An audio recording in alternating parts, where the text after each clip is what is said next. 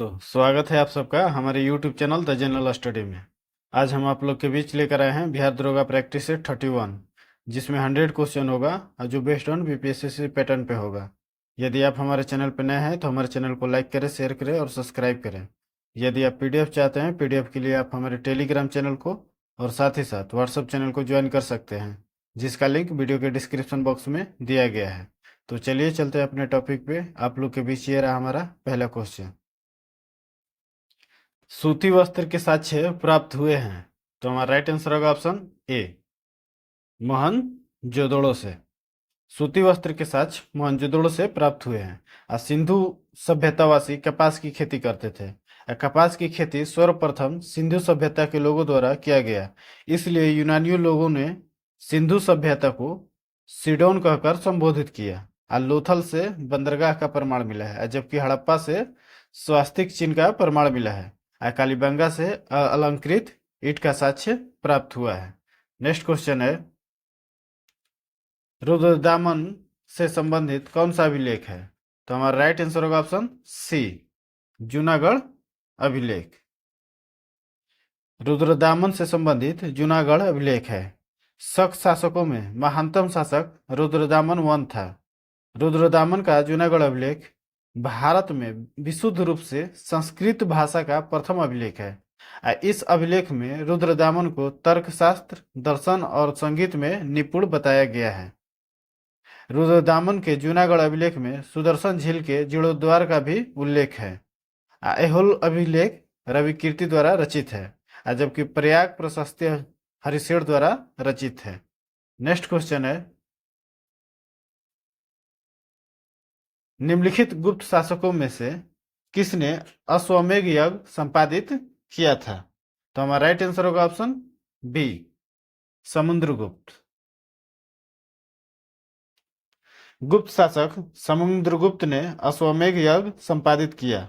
गुप्त राजवंश की स्थापना श्रीगुप्त ने की थी। गुप्त राजवंश का वास्तविक संस्थापक चंद्रगुप्त प्रथम था। चंद्रगुप्त प्रथम के बाद उसका बेटा समुद्रगुप्त गद्दी पर बैठा था। समुद्रगुप्त के सिक्कों पर उसे बीड़ा बजाते हुए दिखाया गया है।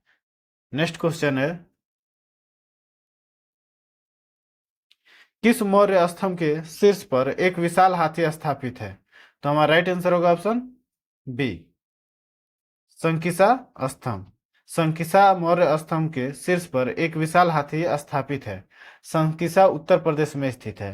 रामपुरवा स्तंभ पर बैल का मूर्ति अंकित है। लौरिया नंदगढ़ के शीर्ष स्तंभ पर मोर का अंकित है, जबकि सारनाथ के स्तंभ पर 4 सिंह अंकित है। नेक्स्ट क्वेश्चन है,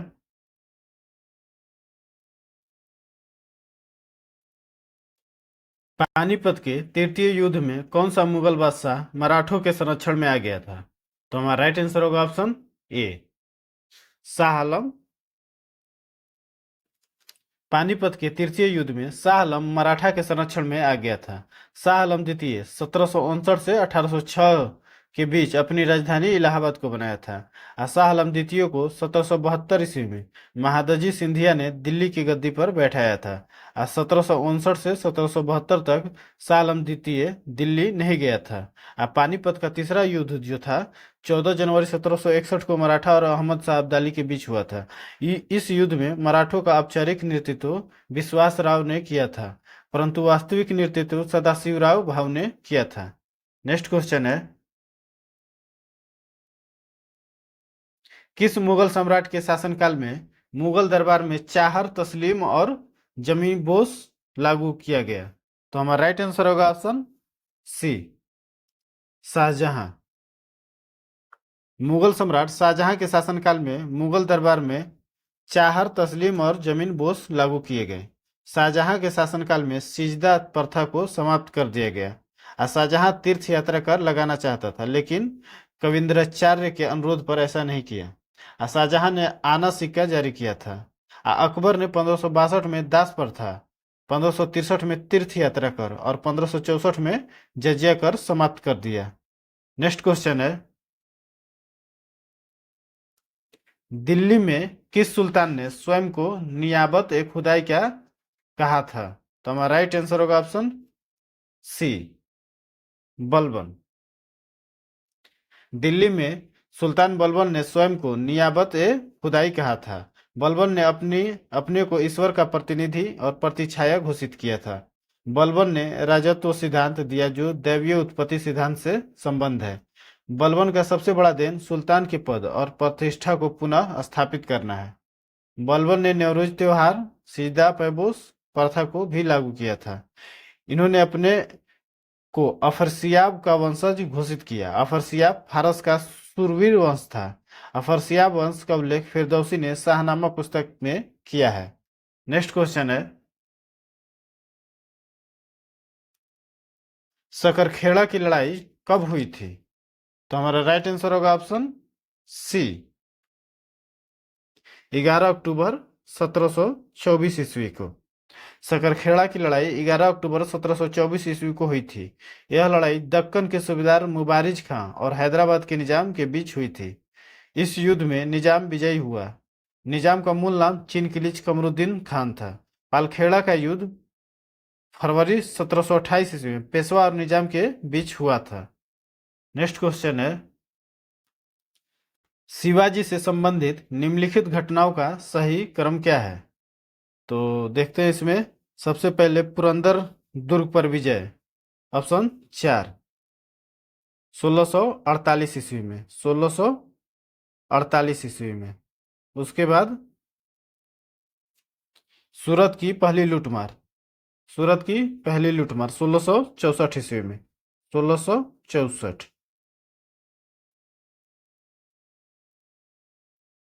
उसके बाद शिवाजी का राज्याभिषेक 1674, 1674। और उसके बाद आ गया कर्नाटक का आक्रमण 1677, 1677।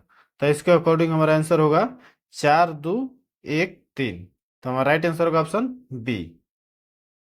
नेक्स्ट क्वेश्चन है, निम्नलिखित में से कौन Royal Commission of Public Services in India 1912 का सदस्य नहीं था? तो हमारा राइट आंसर होगा option D, Bal Gangadhar Tilak. Royal Commission on Public Services in India 1912 के सदस्यों में बाल गंगाधर तिलक नहीं थे। भारत में रॉयल कमीशन को इस्लिंगटन कमीशन के नाम से भी जाना जाता है।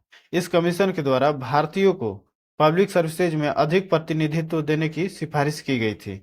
अब भारत के प्रथम आईसीएस सत्येंद्रनाथ टैगोर थे 1864 ईस्वी में। और 1922 ईस्वी में आईसीएस परीक्षा ब्रिटेन के साथ साथ भारत में भी शुरू हुआ। भारत में आईसीएस की परीक्षा सर्वप्रथम इलाहाबाद के आनंद भवन में आयोजित हुआ। ली कमीशन की रिपोर्ट पर 1 अक्टूबर 1926 को यूपीएससी की स्थापना हुई। नेक्स्ट क्वेश्चन है, निम्नलिखित में से किसने 1857 की क्रांति को राष्ट्रीय क्रांति घोषित किया? तो हमारा राइट आंसर होगा ऑप्शन ए, बेंजामिन डिजरायली। बेंजामिन डिजरायली ने 1857 की क्रांति को राष्ट्रीय क्रांति घोषित किया। 1857 की क्रांति भारत में हुआ एक सिपाही विद्रोह था। 1857 की क्रांति लॉर्ड कैनिंग के समय हुई थी। उस समय ब्रिटेन के प्रधानमंत्री लॉर्ड पामस्टन था। इस क्रांति का प्रतीक कमल एवं चपाती था। और इस क्रांति की शुरुआत 10 मई 1857 ईस्वी को हुई थी। इस क्रांति का विद्रोह बिहार में नेतृत्व जो किए थे वीर कुंवर सिंह थे। नेक्स्ट क्वेश्चन है, परोपकरणी सभा के संस्थापक कौन थे? तो हमारा राइट आंसर होगा ऑप्शन ए, दयानंद सरस्वती। परोपकरणी सभा के संस्थापक दयानंद सरस्वती थे। परोपकरणी सभा की स्थापना मेरठ में 1880 ईस्वी में किया गया था। 1883 ईस्वी में उदयपुर में परोपकरणी सभा का पुनर्गठन किया गया।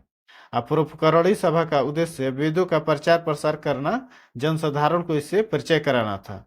आर्य समाज की स्थापना दयानंद सरस्वती ने 1875 ईस्वी में बॉम्बे में किया था। नेक्स्ट क्वेश्चन है, स्वाधीनता आंदोलन के दौरान पूर्ण स्वराज के लक्ष्य की घोषणा किस वर्ष की गई? तो हमारा राइट आंसर होगा ऑप्शन बी, 1929 ईस्वी में। स्वाधीनता आंदोलन के दौरान पूर्ण स्वराज के लक्ष्य की घोषणा 1929 ईस्वी में की गई और 1929 ईस्वी में कांग्रेस का अधिवेशन लाहौर में पंडित जवाहरलाल नेहरू की अध्यक्षता में संपन्न हुआ था और 1929 के लाहौर अधिवेशन में ही प्रत्येक वर्ष 26 जनवरी को पूर्ण स्वतंत्रता दिवस स्वाधीनता दिवस के रूप में मनाने का निर्णय लिया गया। प्रथम बार 1930 में मनाया गया। अब पंडित जवाहरलाल नेहरू ने कुल 3 बार कांग्रेस की अध्यक्षता की। 1929 के अतिरिक्त उन्होंने 1936 के लखनऊ लखनऊ अधिवेशन और 1937 के फैजपुर अधिवेशन की अध्यक्षता की है। अब फैजपुर अधिवेशन गांव में आयोजित होने वाला एकमात्र अधिवेशन था। जवाहरलाल नेहरू ने डिस्कवरी ऑफ इंडिया नामक पुस्तक की रचना की। नेक्स्ट क्वेश्चन है, निम्नलिखित को भारत में कार्य करने के कालक्रम के अनुसार क्रमबद्ध कीजिए। तो इसमें कालक्रम के अनुसार देखते हैं। इसमें सबसे पहला वारेन हेस्टिंगस होगा, उसके बाद कर्नवालिस, उसके बाद वेलेजली और उसके बाद डलहौजी। तो इन चारों का कार्यकाल देखते हैं कब से कब था। तो वारेन हेस्टिंगस का था 1772 से 85 ईस्वी तक और लॉर्ड कर्नवालिस का था 1786 से 93 ईस्वी तक और लॉर्ड वेलेजली का था 1798 से 1805 ईस्वी तक और लॉर्ड डलहौजी का था 1848 से 56 ईस्वी तक। तो हमारा राइट आंसर होगा ऑप्शन बी, 1432। नेक्स्ट क्वेश्चन है, निम्नलिखित में से किसने 1904 से लगातार भारत को स्वशासन देने पर बल दिया। तो हमारा राइट आंसर होगा ऑप्शन डी, दादा भाई नौरोजी। 1791 में महिला नागरिक अधिकार घोषणा पत्र किस महिला ने तैयार किया। तो हमारा राइट आंसर होगा ऑप्शन सी, ओलंप दे गॉजेस। 1791 में महिला नागरिक अधिकार घोषणा पत्र ओलंप दे गॉजेस ने तैयार किया। ओलंप द गेजस एक फ्रांसीसी नाटककार और राजनीतिक कार्यकर्ता थे जिनका लेखक महिलाओं के अधिकार और कुप्रथा पर आधारित था। क्रांतिकारी सरकार के शासन पर हमला करने के दौरान उसे उन्मूलन गिलोटिन पर 1793 में मार दिया गया। नेक्स्ट क्वेश्चन है, हाल ही में बिहार एवं भारत की पहली ट्रांस वुमेन दरोगा कौन बनी है। तो हमारा राइट आंसर होगा ऑप्शन सी, मानवी मधु कश्यप। नेक्स्ट क्वेश्चन है, बिहार में कहा 16 से 18 जून 2024 तक 3 दिवसीय मिलेट्स महोत्सव का आयोजन किया गया। तो हमारा राइट आंसर होगा ऑप्शन बी, रविंद्र भवन पटना में।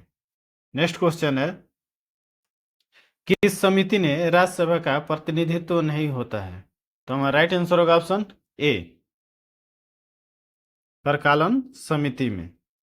प्रकालन समिति में 30 सदस्य होते हैं जो लोकसभा के होते हैं। बाकी लोक लेखा समिति में 15 लोकसभा और 7 राज्यसभा और सार्वजनिक उपक्रम समिति में 15 लोकसभा और 7 राज्यसभा के सदस्य होते हैं। नेक्स्ट क्वेश्चन है, दिए गए विकल्पों में कौन सही है। तो हमारा राइट आंसर होगा ऑप्शन डी, इनमें से सभी सही है। सर्वोच्च न्यायालय मूल क्षेत्राधिकार रखता है। सर्वोच्च न्यायालय मूल एवं अपीलीय क्षेत्राधिकार रखता है। यह केवल परामर्श संबंधी क्षेत्राधिकार, तीनों सही है। संविधान के अनुच्छेद 131 के तहत सर्वोच्च न्यायालय में मूल क्षेत्राधिकार, अनुच्छेद 132 136 अनुच्छेद 132 से 36 के तहत अपीलीय क्षेत्राधिकार एवं अनुच्छेद 143 के तहत परामर्श संबंधी क्षेत्राधिकार का प्रावधान है।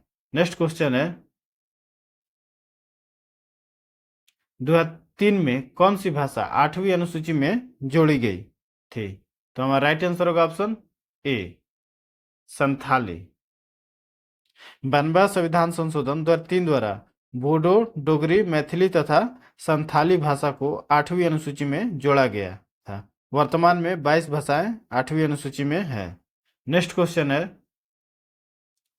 भारत के प्रत्येक नागरिक का कर्तव्य होगा कि प्राकृतिक पर्यावरण का संरक्षण एवं उसका संवर्धन करें। यह किस अनुच्छेद में शामिल है। तो हमारा राइट आंसर होगा ऑप्शन सी, अनुच्छेद 51 क में।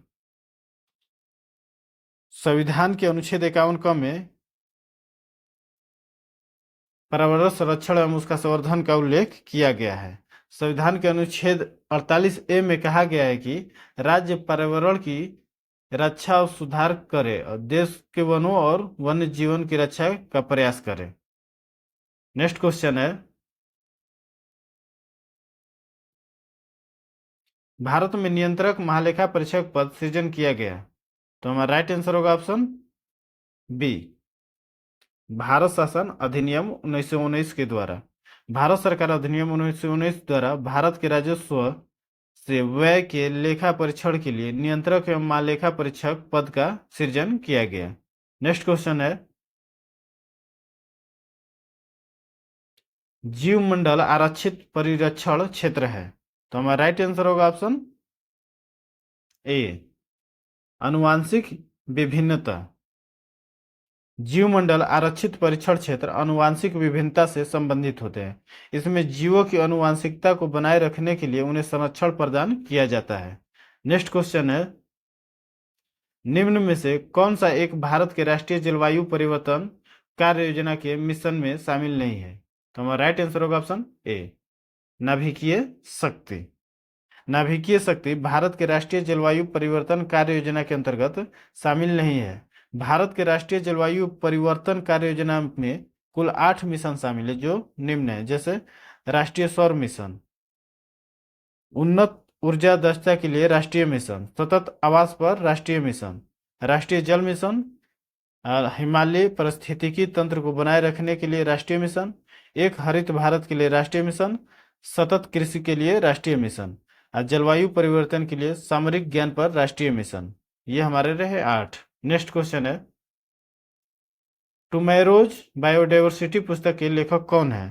तो हमारा राइट आंसर होगा ऑप्शन सी, वंदना शिवा। टुमेरोज बायोडाइवर्सिटी पुस्तक पर्यावरण से संबंधित है। इसके लेखक वंदना शिवा है। यह पुस्तक वर्ष 2000 में प्रकाशित हुई थी। नेक्स्ट क्वेश्चन है, छोटे व्यापारियों के लिए एक मुफ्त आयकर योजना की सिफारिश किस समिति ने की थी। तो हमारा राइट आंसर होगा ऑप्शन सी, चलैया समिति ने। चलैया समिति ने सर्वप्रथम छोटे व्यापारियों के लिए एक मुफ्त आयकर योजना की सिफारिश की थी। कर ढांचे में सुधार के लिए चलैया समिति का गठन 1991 ईस्वी में किया गया था। नेक्स्ट क्वेश्चन है,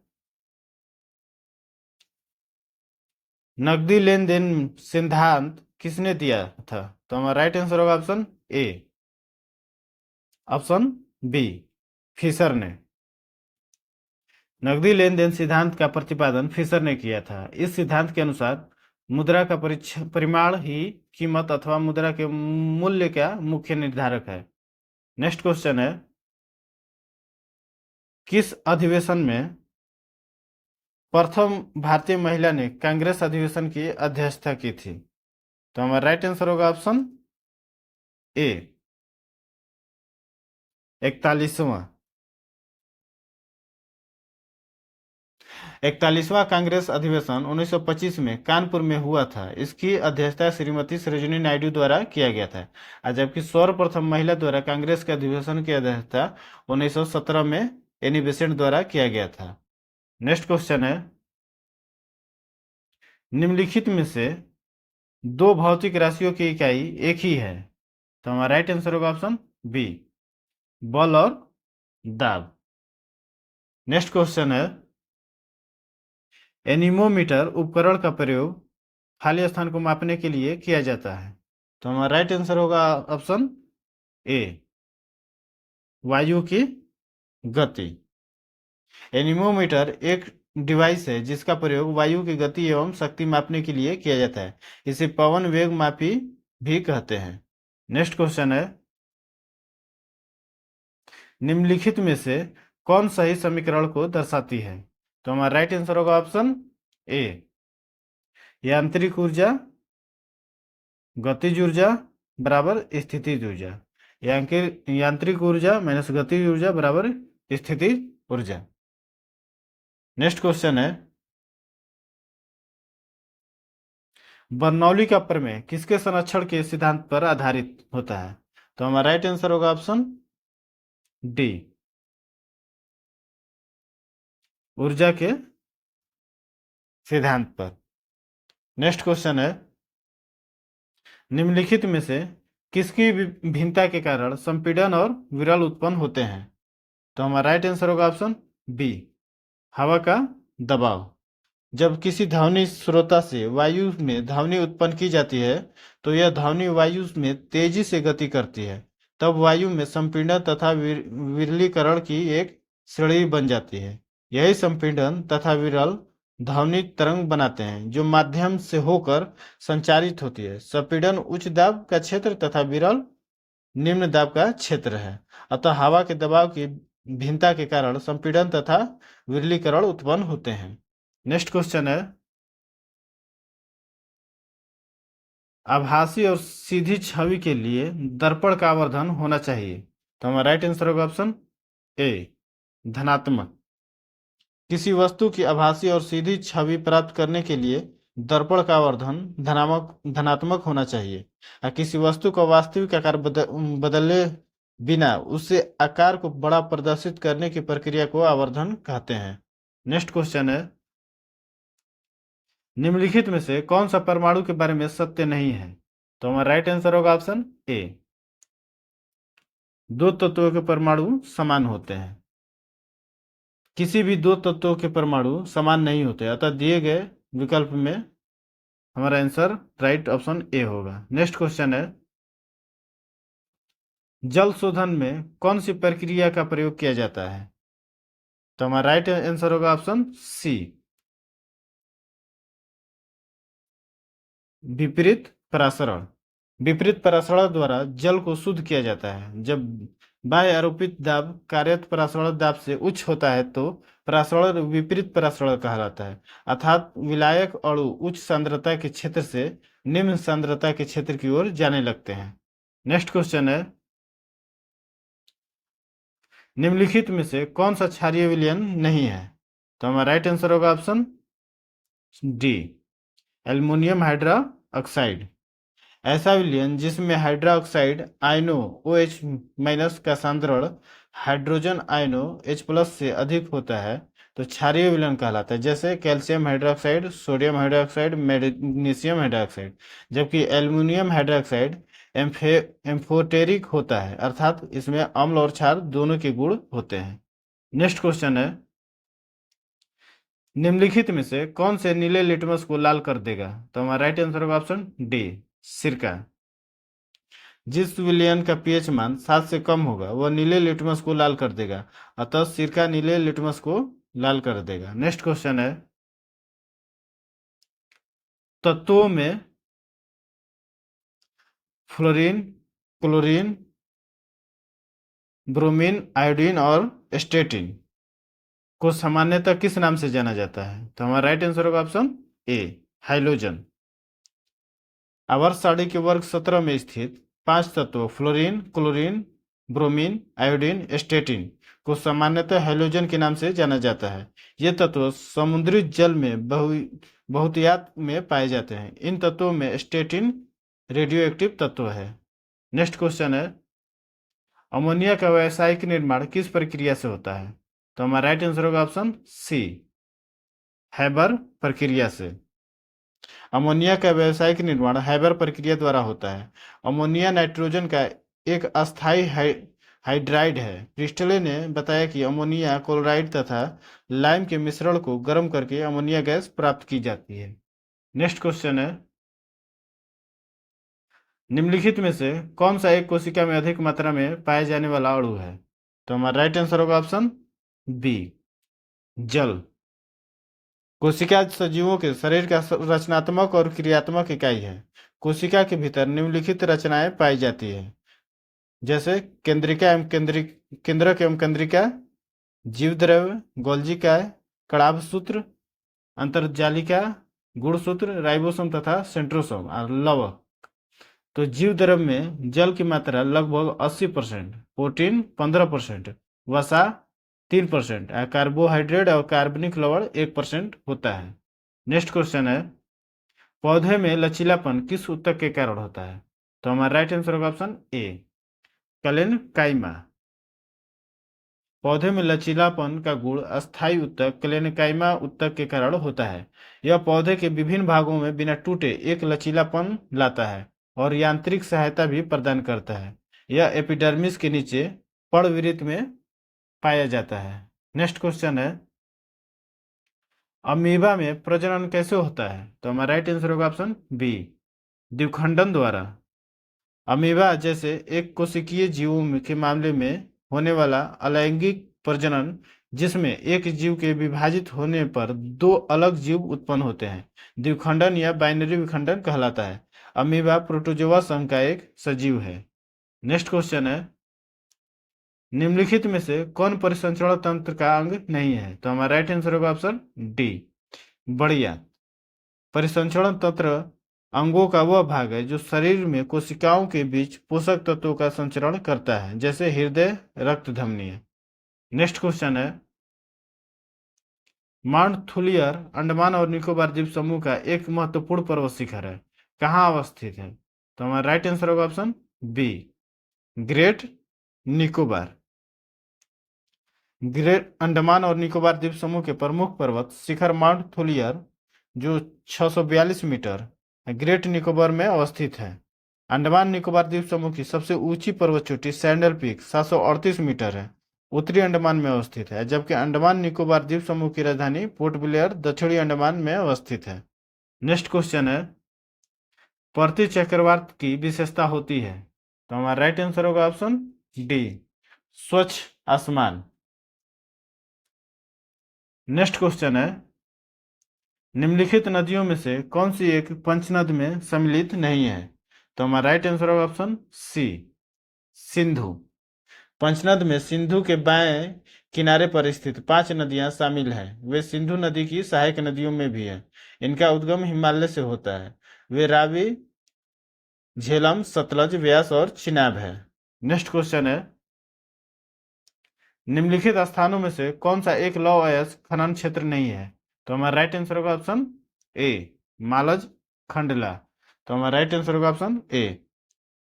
लौह अयस्क खनन क्षेत्र बोलाडीला छत्तीसगढ़ में, अनंतपुर आंध्र प्रदेश तथा मयूरभंज ओडिशा है, जबकि मालाज खंड मध्य प्रदेश में तांबा उत्पादक क्षेत्र है। नेक्स्ट क्वेश्चन है,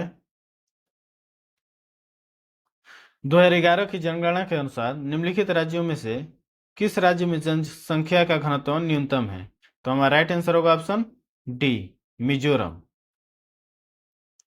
2011 की जनगणना के अनुसार न्यूनतम जनसंख्या घनत्व वाले राज्य बढ़ते क्रम में, जैसे अरुणाचल प्रदेश 17 व्यक्ति पर वर्ग किलोमीटर, उसके बाद मिजोरम 52 व्यक्ति पर वर्ग किलोमीटर, फिर सिक्किम 86 व्यक्ति वर्ग किलोमीटर और नागालैंड 119 व्यक्ति वर्ग किलोमीटर। तो इसमें अरुणाचल प्रदेश न होने के कारण इसका हमारा राइट आंसर होगा option D, Mizoram. Next question है, निम्नलिखित में से कौन सा कथन सत्य है? तो हमारा राइट आंसर होगा option D, brick fielder Australia में चलने वाली गर्म एवं शुष्क हवा है। ब्रिक फील्डर ऑस्ट्रेलिया के विक्टोरिया प्रांत में चलने वाला गर्म एवं शुष्क हवा है। असीमुम अरब रेगिस्तान में बहने वाली गर्म एवं शुष्क हवा है। बेंगुएला अटलांटिक महासागर का ठंडी जलधारा है। क्षोभ मंडल को संवहन मंडल कहते हैं, क्योंकि इसमें सभी मुख्य वायुमंडलीय घटनाएं जैसे बादल, आंधी, तूफान एवं वर्षा इसी मंडल में होती है। नेक्स्ट क्वेश्चन है, भाई कन्याकुमारी से कृष्णा डेल्टा तक के तट को किस नाम से जाना जाता है? तो हमारा राइट आंसर होगा ऑप्शन बी, पूर्वमंडल तट। भारत के पूर्वी समुद्री तट कन्याकुमारी से कृष्णा डेल्टा तक के तट को कोरोमंडल तट कहा जाता है। कृष्णा डेल्टा से गोदावरी डेल्टा तक के तट को गोलकुंडा तट कहा जाता है। भारत के पश्चिमी समुद्री तट के निम्न भागों में बांटा गया है, जैसे गुजरात से गोवा तक के तटीय क्षेत्र को कोंकण तट कहा जाता है, और गोवा से कर्नाटक के मंगलुरु तक तटीय क्षेत्र केंद्रा तट कहलाता है। अब मंगलुरु से कन्याकुमारी तक का तटीय क्षेत्र मलाबार तट कहलाता है। नेक्स्ट क्वेश्चन है, रोहिल्ला राष्ट्रीय उद्यान किस राज्य में स्थित है? तो हमारा राइट आंसर होगा ऑप्शन सी, रोहिल्ला राष्ट्रीय उद्यान हिमाचल प्रदेश में स्थित है। नेक्स्ट क्वेश्चन है, निम्न में से कौन व्यक्ति स्टील मैन ऑफ इंडिया के रूप में विख्यात है? तो हमारा राइट आंसर होगा ऑप्शन सी, जमशेद जे ईरानी। जमशेद जे ईरानी को स्टील मैन ऑफ इंडिया कहा जाता है। इनका 86 वर्ष की उम्र में निधन हो गया था। इन्हें वर्ष 1997 में क्वीन एलिजाबेथ द्वितीय द्वारा मानद नाइटहुड से सम्मानित किया गया था तथा भारत सरकार द्वारा वर्ष 2007 में पद्म भूषण प्रदान किया गया था। नेक्स्ट क्वेश्चन है, दलखाई नृत्य किस राज्य का एक लोक नृत्य है? तो हमारा राइट आंसर होगा ऑप्शन ए, उड़ीसा। और सारे नृत्य हैं जैसे चिरवा नृत्य मिजोरम के, रौफ नृत्य जम्मू कश्मीर के, कथकली केरल, यक्षगान कर्नाटक, करगा कर्नाटक, करगम तमिलनाडु। नेक्स्ट क्वेश्चन है, 9,000 का 10% वार्षिक दर पर 2 वर्ष 4 माह का चक्रवृद्धि ब्याज कितना होगा जबकि ब्याज वार्षिक देय हो? तो हमारा राइट आंसर होगा ऑप्शन सी, 2253 रुपए। नेक्स्ट क्वेश्चन है, नदी की धारा की गति 3 किलोमीटर प्रति घंटा है। एक नाव 36 किलोमीटर जाती है और 9 घंटे में प्रारंभिक बिंदु पर वापस आती है। शांत पानी में नाव की गति क्या है?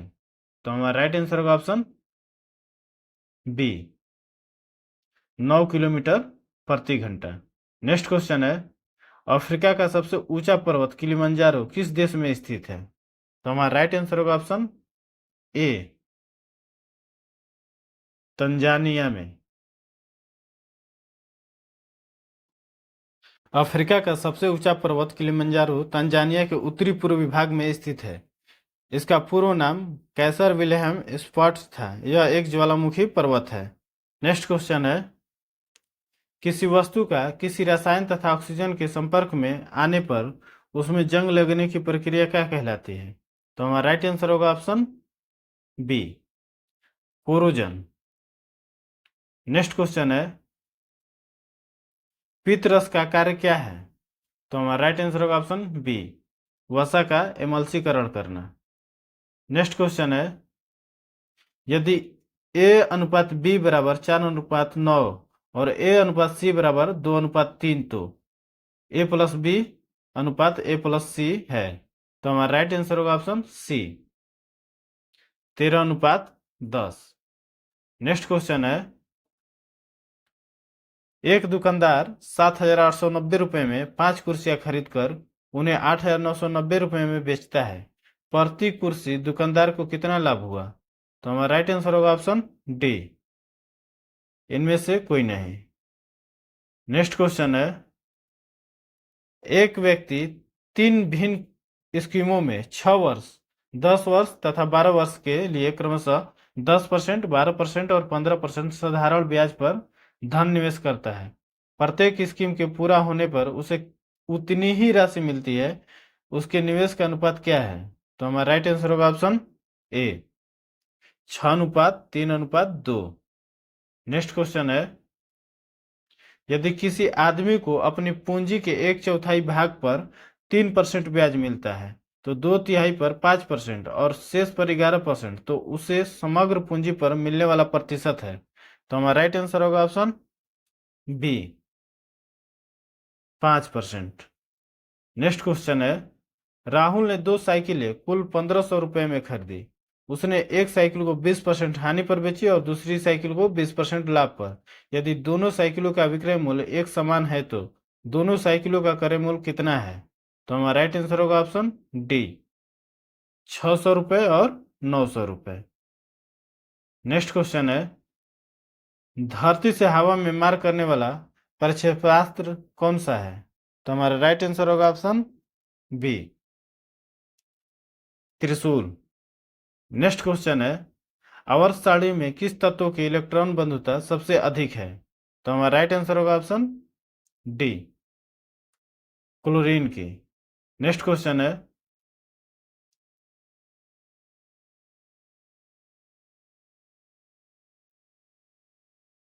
यदि पृष्ठीय क्षेत्रफल घटा दिया जाए तो पृष्ठ पर कार्यरत दाब क्या होगा? तो हमारा राइट आंसर होगा ऑप्शन ए, दाब बढ़ जाएगा।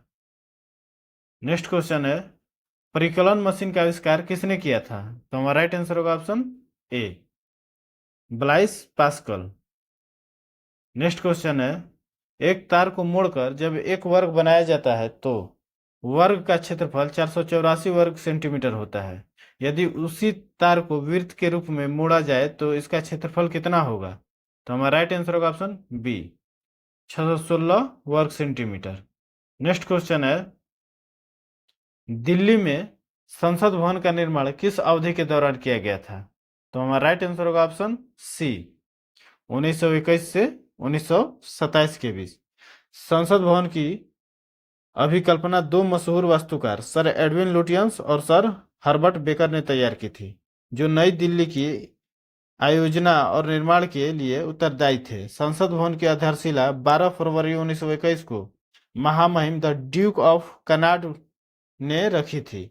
इसका उद्घाटन समारोह भारत के तत्कालीन गवर्नर जनरल लॉर्ड इरविन ने 18 जनवरी 1927 को आयोजित किया। इसके निर्माण में 83 लाख रुपए लागत आई थी। नेक्स्ट क्वेश्चन है, बिहार में सदाबहार नहरों की सिंचाई अधिक प्रचलित कहाँ है? तो हमारा राइट आंसर होगा ऑप्शन बी, उत्तर बिहार में। नेक्स्ट क्वेश्चन है, बिहार में दियारा भूमि के बारे में कौन सा वाक्य सत्य है? तो हमारा राइट आंसर होगा ऑप्शन डी, बाढ़ क्षेत्र की विशेष आकृति। नेक्स्ट क्वेश्चन है, किस राज्य के कदियाल साड़ी को जीआई टैग मिला है? तो हमारा राइट आंसर होगा ऑप्शन सी, पश्चिम बंगाल। नेक्स्ट क्वेश्चन है, प्रारंभिक आपदा चेतावनी के लिए राहतवाड़ी केंद्र का उद्घाटन किस राज्य में किया गया है? तो हमारा राइट आंसर होगा ऑप्शन सी, उत्तर प्रदेश में। नेक्स्ट क्वेश्चन है, हाल ही में स्वदेश दर्शन 2.0 योजना में किस वन्यजीव अभयारण्य को शामिल किया गया है? तो हमारा राइट आंसर होगा ऑप्शन डी, देवरीगढ़ वन्यजीव अभयारण्य।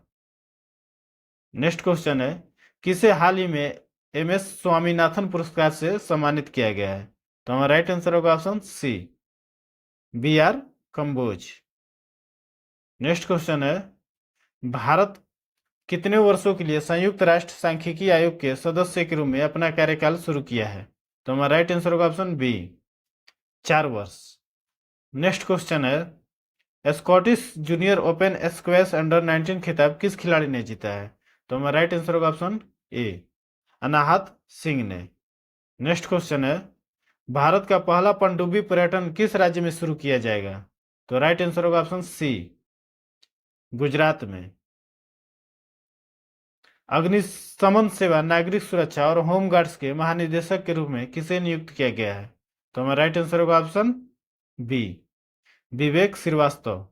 नेक्स्ट क्वेश्चन है, नौसेना में चीफ ऑफ मटेरियल का पदभार किसने ग्रहण किया है? तो हमारा राइट आंसर होगा option B, Kiran Deshmukh. Next question है, केंद्रीय कैबिनेट ने किस देश में भारत के महावाणिज्य दूतावास खोलने को मंजूरी दी है? तो हमारा राइट आंसर होगा ऑप्शन डी, न्यूजीलैंड में। नेक्स्ट क्वेश्चन है, किस राज्य में कार्बी युवा महोत्सव 2024 का आयोजन किया गया? तो राइट आंसर होगा ऑप्शन डी, असम में। नेक्स्ट क्वेश्चन है, राष्ट्रीय बैडमिंटन चैंपियनशिप 2023 में महिला एकल का खिताब किसने जीता है? तो हमारा राइट आंसर होगा ऑप्शन सी, अनमोल खरब ने जीता है। किस देश ने पेट्रोलियम निर्यातक देशों के संगठन से बाहर निकलने का फैसला लिया है? तो इसमें हमारा राइट आंसर होगा ऑप्शन ए होगा, अंगोला ने फैसला लिया है। नेक्स्ट क्वेश्चन है, चेन्नई ग्रैंड मास्टर का 2023 का खिताब किसने जीता? तो राइट आंसर होगा ऑप्शन ए, डी गुकेश ने। नेक्स्ट क्वेश्चन है, साहित्य अकादमी पुरस्कार 2023 में किस उपन्यासकार को उपन्यास रेक्यूम इन रागा जानकी हेतु अंग्रेजी भाषा का पुरस्कार मिला है? तो हमारा राइट आंसर होगा ऑप्शन सी, नीलम शरण गौर। नेक्स्ट क्वेश्चन है, हाल ही में अंतर्राष्ट्रीय महिला वैज्ञानिक दिवस कब मनाया गया? तो हमारा राइट आंसर होगा ऑप्शन ए, 11 फरवरी को। उच्चतम न्यायालय ने किसकी अध्यक्षता में क्षेत्रीय भाषा में न्यायालयों के निर्णय को अनुवाद करने हेतु समिति का गठन किया है? तो हमारा राइट आंसर होगा ऑप्शन बी, अभय ओका समिति। उच्चतम न्यायालय के निर्णयों को क्षेत्रीय भाषा में अनुवाद करने हेतु न्यायमूर्ति अभय ओका की अध्यक्षता में समिति का गठन किया गया है। नेक्स्ट क्वेश्चन है, खाद्य मिलावट निवारण अधिनियम पहली बार कब लागू किया गया? तो हमारा राइट आंसर होगा ऑप्शन ए, 1954 ईस्वी में। नेक्स्ट क्वेश्चन है, किस देश को वनों का देश के उपनाम से जाना जाता है? तो हमारा राइट आंसर होगा ऑप्शन बी, कांगो को। नेक्स्ट क्वेश्चन है, जवाई तथा सुकरी किसकी सहायक नदी है? तो हमारा राइट आंसर होगा ऑप्शन डी, लूनी की। जवाई तथा सुकरी लूनी की सहायक नदी है। लूनी नदी भारत की एकमात्र अंतर्वाही नदी है। नेक्स्ट क्वेश्चन है, 20 सूत्री कार्यक्रम की शुरुआत किस पंचवर्षीय योजना के दौरान की गई थी? तो हमारा राइट आंसर होगा ऑप्शन बी, 5वीं। 20 सूत्री कार्यक्रम की शुरुआत 1975 ईस्वी में किया गया था। 5वीं पंचवर्षीय योजना का कार्यक्रम 1974 से 1978 ईस्वी तक था। नेक्स्ट क्वेश्चन है, भारत के विदेशी व्यापार से संबंधित आंकड़े किसके द्वारा जारी किया जाता है? तो हमारा राइट आंसर होगा option A, Reserve Bank of India द्वारा जारी किया जाता है। नेक्स्ट क्वेश्चन है, the General Theory of Employment Interest and Money पुस्तक के लेखक कौन है? तो हमारा राइट आंसर होगा option C, Keynes. Next question है, निम्नलिखित में से कौन सी ठंडी जलधारा का उदाहरण है? तो हमारा राइट आंसर होगा option B, Humboldt.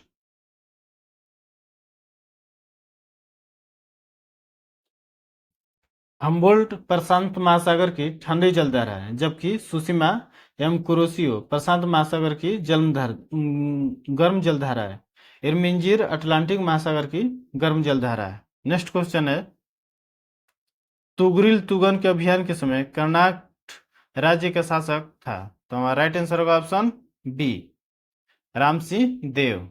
Next question है, हर्षवर्धन ने किसे मगध के क्षेत्र में अपना प्रतिनिधि बनाया था? तो हमारा राइट आंसर होगा ऑप्शन डी, माधव गुप्त को। नेक्स्ट क्वेश्चन है, बिहार के राजकीय उत्पाद का मुख्य स्रोत है? तो हमारा राइट आंसर होगा ऑप्शन डी, वस्तु एवं सेवा कर। ये रहा आप लोग के बीच 100 क्वेश्चन। कैसा लगा आप जरूर कमेंट बॉक्स में कमेंट करके बताएं, और हमारे टेलीग्राम चैनल को पीडीएफ के लिए आप जरूर ज्वाइन करें, और साथ ही साथ अपना स्कोर कमेंट बॉक्स में जरूर लिखें। हमारे चैनल को लाइक करें, शेयर करें और सब्सक्राइब करें। धन्यवाद।